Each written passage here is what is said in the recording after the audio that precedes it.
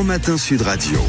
La vie en vrai. Lundi, la rentrée scolaire sera inédite. Un nouveau gouvernement qui se fait toujours attendre et la première grève du primaire annoncée la semaine suivante. La ministre démissionnaire de l'Éducation, Nicole Belloubet, a assuré que la rentrée était prête hier en conférence de presse et on a dévoilé les grandes lignes. Avec nous pour en parler, Virginie Akliouat, membre du secrétariat de la Fédération syndicale unitaire des Bouches-du-Rhône, FSU 13. Bonjour. Bonjour. Alors, ce sont les syndicats FSU, SNUIPP, CGT Éducation, Sud Éducation qui appellent à la grève le 10 septembre. Est-ce que vous pouvez nous expliquer les revendications ?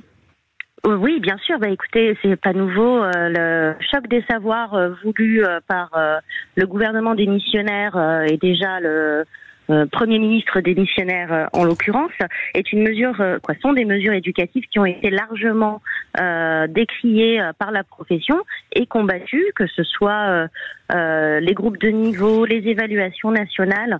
C'est une vision de l'éducation qui n'est absolument pas partagée par la communauté enseignante et qui se met en place à marche forcée en cette rentrée dans un contexte politique inédit et donc dans la continuité des mobilisations qui ont pu avoir lieu en fin d'année scolaire dernière. Les syndicats que vous avez cités, dont la FSU SNUIPP, se mobilisent le 10 septembre pour dire non au choc des savoirs et réclamer plutôt un véritable choc des moyens. Et Nicole Belloubet, elle ne parle plus de groupes de niveau, mais quand même de groupes de besoins qui seront donc bien mis en place, selon elle, à cette rentrée, en 6e et en 5e. Elle temporise, toutefois, elle parle de pragmatisme, de souplesse. Est-ce que c'est quelque chose de temporisé qui semble plus applicable aujourd'hui ?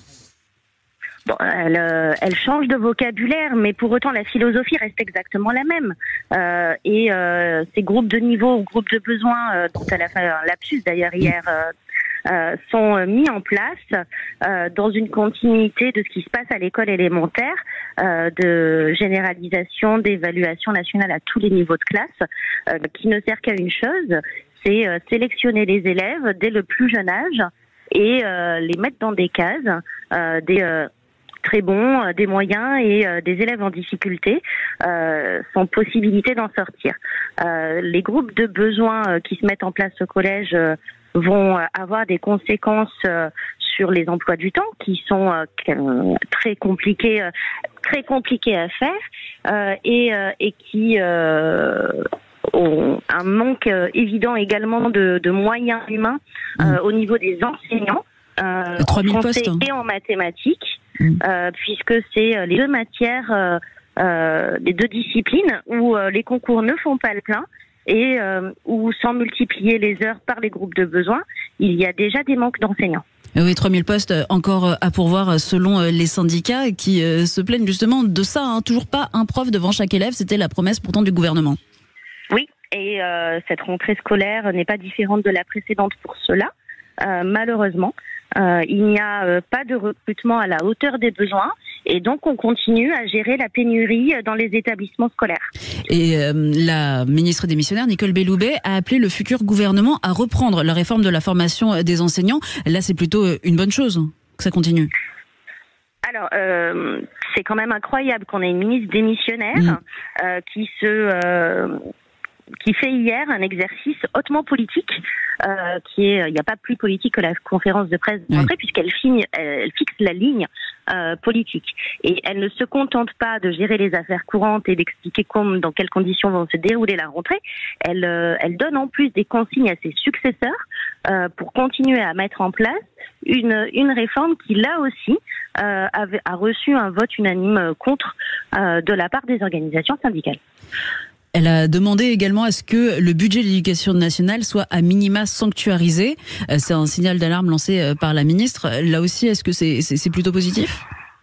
C'est quelque chose qu'elle aurait dû faire quand elle était en plein exercice, se battre pour le budget de l'éducation nationale et combattre justement la rigueur et l'austérité qui sont de mise au niveau des finances de notre ministère. Elle a fait également des annonces plus concrètes, par exemple une pause numérique dans 200 collèges avec une possible généralisation en janvier, la tenue unique également testée dans 90 établissements, donner plus de valeur, c'est une volonté aux épreuves du brevet qu'au contrôle continu, des cours d'éducation à la vie affective. Est-ce que ce sont les bonnes priorités pour cette rentrée ? C'est les effets d'annonce qui perdurent. C'est la mise en place de ce qui avait été annoncé par Gabriel Attal lorsqu'il était au ministère. Mais on est dans la continuité des effets d'annonce. L'uniforme, la tenue unique est quelque chose qui ne rencontre pas l'engouement, loin de là. La preuve en est que dans un nombre très restreint d'établissements qui le mettent en place. Comme le pacte enseignant n'a absolument pas séduit la profession, bien au contraire, ce que la profession attend, c'est une véritable revalorisation des salaires et c'est l'unique chose dont elle n'a pas parlé hier. Et dans ce contexte politique, donc on l'a dit, totalement incertain, la grève prévue le 10 septembre, est-ce qu'elle a une chance d'être entendue par le gouvernement ? Elle sera entendue par la totalité de la classe politique, quel que soit pour le prochain gouvernement. C'est pour nous indispensable qu'ils entendent ce que sont nos priorités pour notre métier, pour nos élèves et les besoins de l'école publique. Parce que l'école publique est sous-investie dans notre pays par rapport aux pays européens et que si on veut vraiment se donner les moyens de former la prochaine génération, il est plus que temps de mettre les moyens nécessaires de bonnes conditions d'apprentissage pour les élèves et de bonnes conditions de travail pour les enseignants. Et peut-être au niveau du ministère avoir un interlocuteur stable, puisque depuis mai 2022, il y a eu 4 ministres de l'Éducation, bientôt 5. Oui, écoutez, on a un ministère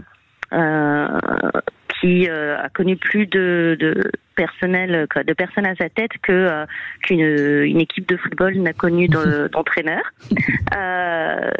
C'est peut-être l'effet JO, mais oui, bien évidemment que ça montre là aussi que le sérieux nécessaire à la volonté de mener une politique éducative sur le long terme n'est pas la priorité de ce gouvernement. Merci beaucoup Virginie Acliouat, vous êtes membre du secrétariat de la Fédération syndicale unitaire des Bouches-du-Rhône, FSU 13. Très bonne journée à vous et bonne rentrée. Merci beaucoup. Au revoir.